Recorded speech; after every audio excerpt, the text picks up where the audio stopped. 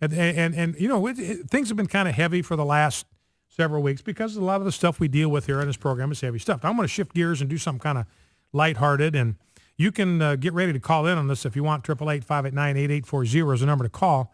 888-589-8840. It's kind of a little Christmas quiz that J.J. Jasper did in our staff meeting this morning, our devotions. We did kind of a Christmas caroling thing for about a half an hour, led by Buddy Smith, our vice president. He's got a great voice, and we just did the classic Christmas carols. Randall Murphy, who's the editor of the AFA Journal, kind of played the keyboard there. We just had a great half hour just singing classic Christmas hymns. And J.J. Jasper, who's over on the Inspirational Network, a lot of you listen to him in the morning. He's on with Ron Shank in the mornings on the Inspirational Network.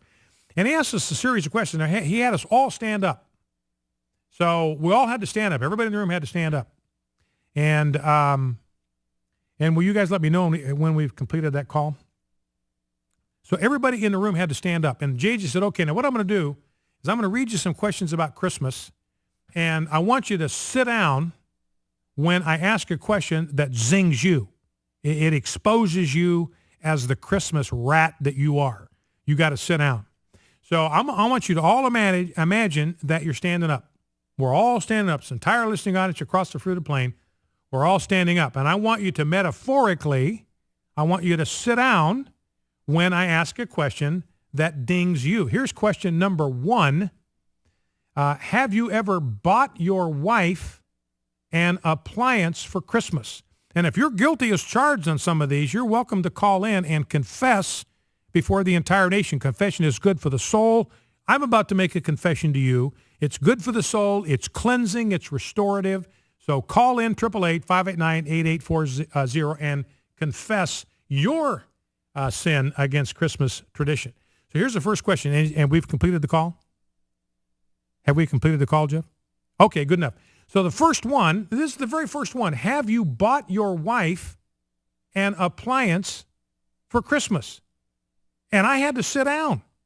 I was the first one in the room to sit down. Everybody else in the room was standing, and I'm the only guy in the room. Well, somebody else was guilty as charged, sat down. Rob Gardner, my director, had to sit down. So both of us were guilty as charged. Now, Deb, are you on the line? I sure am. This is my lovely bride, Debbie. And now I think I committed a transgression on this, Deb, because as I remember, I gave you a fancy pants bread maker one year for Christmas. Is that right? Yes, you did, but I asked for it. Well, there you go. There you go, ladies and gentlemen. You heard it from her lips to your ears. She asked for it. So I gave her an appliance for Christmas. It was a fancy pants bread maker. Now, as I remember, babe, just as a token of my love for you, I spent several $100s on that puppy, if memory serves. Absolutely. Now, I also want to remind you that you gave me a mop for our first anniversary. Now, I hear my team laughing in there. Now, Deb, this is a true fact. This is a true fact. And Jan Bryan, who's my producer, I talked about this in our production meeting this morning. She would not believe me.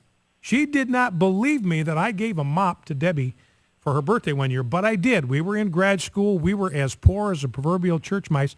Now, but help me on this, Deb. Is that what you wanted? Absolutely. I asked for it. There you go, ladies and gentlemen. There you go. As a sign of my undying love for my bride, I bought her a mop for her birthday because that's what she wanted. Now, Deb, I'll just leave you on the line just for this. Jan Bryan walked in and gave me this note because her husband, Doyle, could be listening. And she said, Brian, I want you to read this on the air, and just in case Doyle, my husband, is listening. Make sure to remind Doyle, if he is listening, that I do not, that's underlined, I do not ever want a mop, blender, toaster, or anything that plugs in the kitchen for Christmas or birthday or anniversary.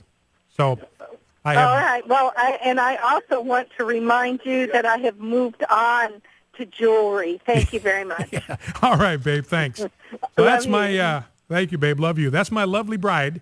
Moving on to jewelry from bread makers and toasters. You know, and I liked it better when she wasn't into jewelry. I mean, I liked that better. I mean, because, trust me, a toaster is a lot less expensive than a pendant or diamond earring. So anyway, Not that I've ever bought those for her either, but you catch my drift.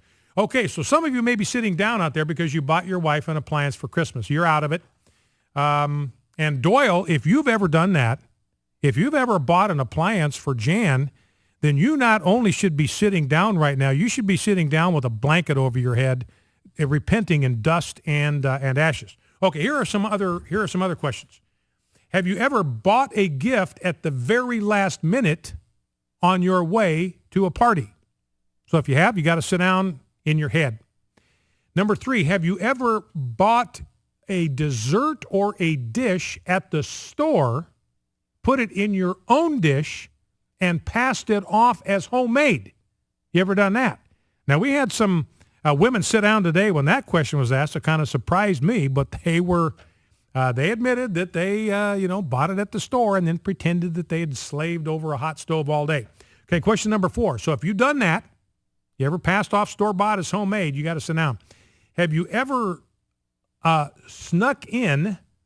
Used to be sneaked, but they changed it. Snuck is actually the past tense of sneak now. It used to be sneaked, but they changed it several years ago, so you can actually say snuck, and that's grammatically correct. Have you ever snuck and unwrapped your gift for a peek and then rewrapped it and put it back under the tree? Now Debbie, I let Debbie go before I asked her this question because she did this her entire childhood. I mean, you talk about racking up one transgression. She did it with every gift she got for years on end. Brother Don did. Rob, tell me that Don Wildman, our chairman emeritus and founder, is guilty as charged on that one. Okay, so if you've ever unwrapped a Christmas present and then rewrapped it after you saw what was in it, you got to sit down. Number 5, have you received a Christmas card from someone you weren't planning to send a card to and then immediately sat down and stuck one in the mail? Have you ever done that? Number 6, have you ever opened a gift, acted excited, but inside you were thinking how awful it was? You ever done that? Now, that virtually took the rest of the room out.